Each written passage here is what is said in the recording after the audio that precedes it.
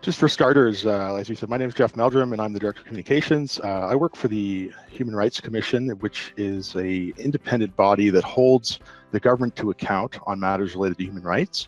And it also promotes inclusion and equality in Canada. So what that means is we speak out on matters related to human rights, we do research, and we also receive complaints from Canadians when they feel they've been treated unfairly because of things like their race, their religion, or their disability. Next slide, please. So the first thing I'd like to talk about is when I first arrived at the Commission, this was the mission statement.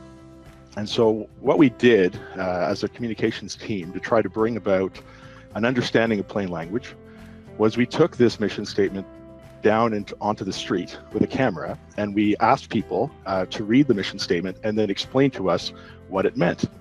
And as you can imagine, the responses we got were pretty humorous, pretty varied. And once we got the response, we then asked the person what they did for a living, what their education level was. And in many cases, the people that were, miffed or dumbfounded by this statement actually had master's degrees and PhD, and that in many cases actually worked for the government of Canada. So we brought this video back to members of the Commission to show them the impact that this statement had and how much it actually, how well it articulated what we did. Next slide, please. The interesting thing was that everybody found the presentation very impactful. Everybody understood that we needed to make a change. There was no arguing there. But what was difficult for people was actually implementing a new plain language. And that's because there was really disagreement over what was clear or plain language, and there was a lack of trust in terms of whether or not speaking in clearer terms and more concise terms actually still was able to transmit the information that people needed to get across. So, and this was because people were often way too close to the subject matter, right? So they knew everything there was to know about a subject, and so when they read something that touched very briefly on it, they felt that it didn't say enough or it wasn't precise enough. And so at the time, it was a push back and forth, trying to get across to people that precision at the expense of clarity is actually self-defeating. Adding more detail and adding bigger words does less to help people understand what's actually going on. So as communicators over the next few years, we would consider ourselves as advocates for the audience, right?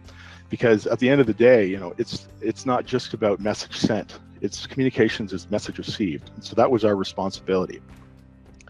Since then, we've made a lot of progress, but there's still a lot of work to do, and we still have to hammer home this message pretty much every day.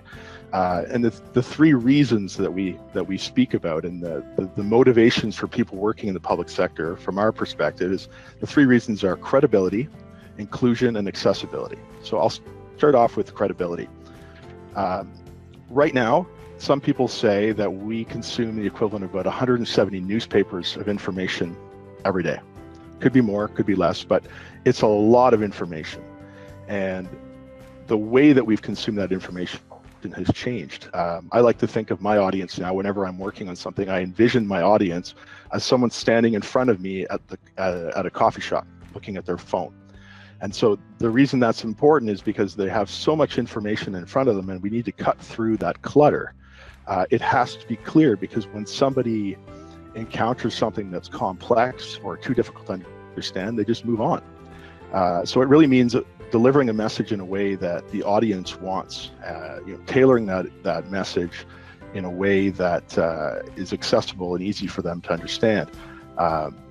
Because at the end of the day, clarity, as you can see on my slide, clarity trumps authority. If the authority is too difficult to understand, they'll get their information from somewhere else, and that information may not necessarily be accurate.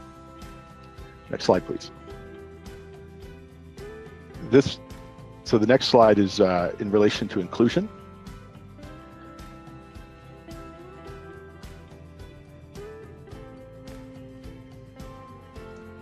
Thank you.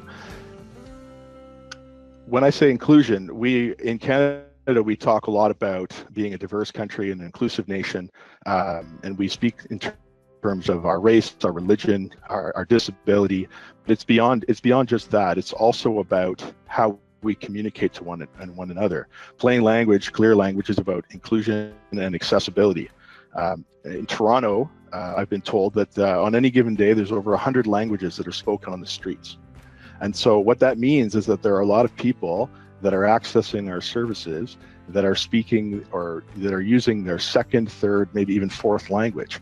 So it's about making sure that everybody can understand and access the information we're providing.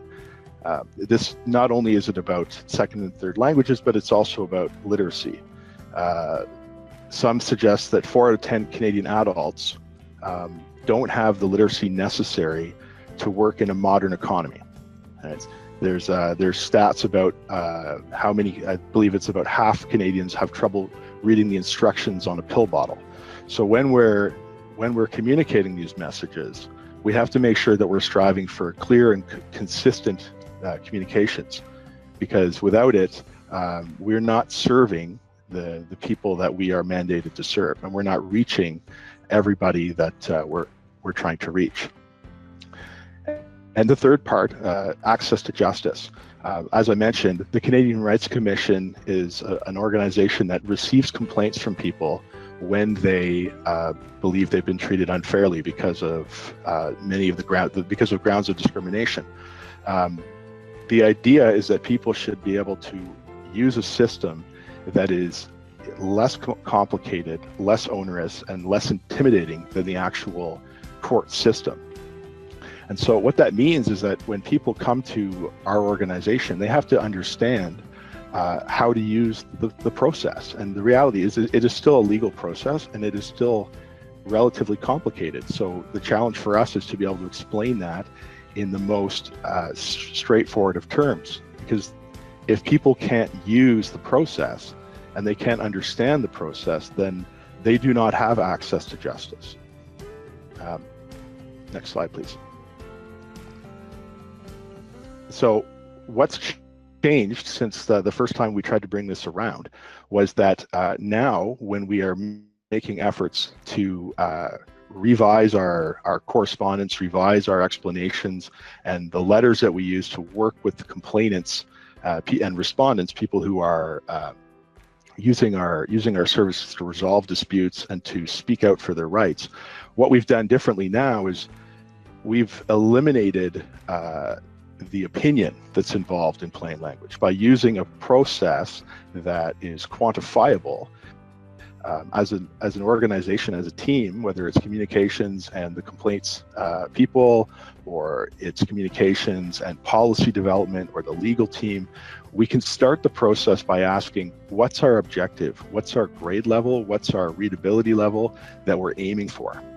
And so then when we create the text and we're able to run it through an actual process that is a third party, essentially, and it is it's measurable, it has eliminated a great deal of the back and forth and the trust issues that were plaguing us earlier on in this process.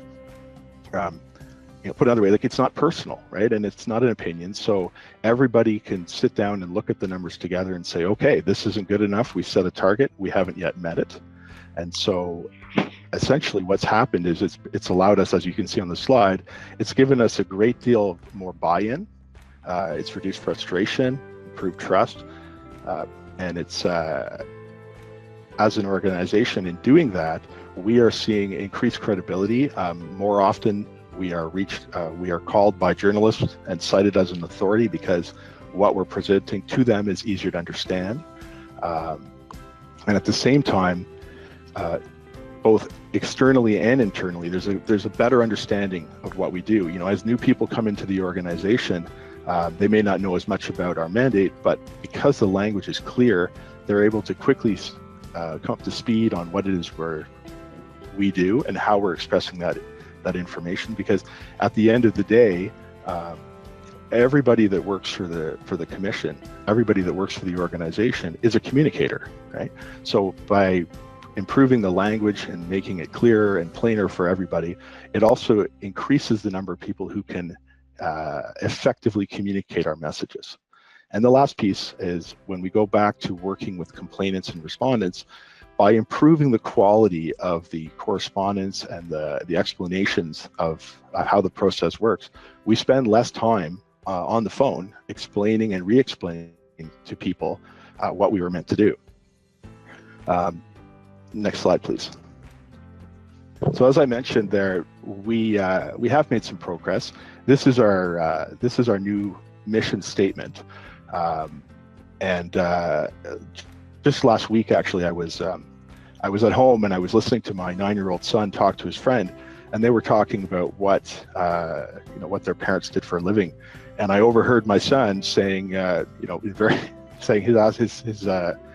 his friend said, "Well, what does your dad do?" And he says, "Oh, he works for the Human Rights Commission. He does a lot of writing, I think." And the guy says, "Well, what's that?" He says, "Oh, it's a place where they help everyone be treated fairly."